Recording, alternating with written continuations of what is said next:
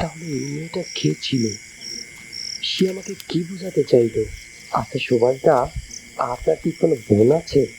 হ্যাঁ, আমার একটা বোন ছিল, কিন্তু এখনো এখানে নেই।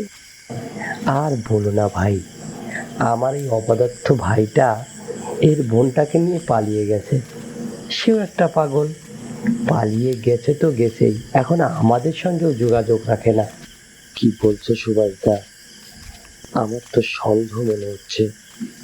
কারণ এই কারণ এই মাত্র যে মেয়েটা আমার সঙ্গে আসলো, সে ভাবির বোনের পরিচয় দিল, এবং সে আমাকে এটাও বলল তাকে নাকি তোমার ভাই ডেকে গেছে।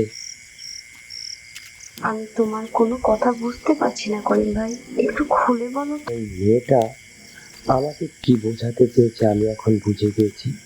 আর সে যদি কারো ক্ষতি করতো, তাহলে আজ আমার আর বেঁচে ফেরা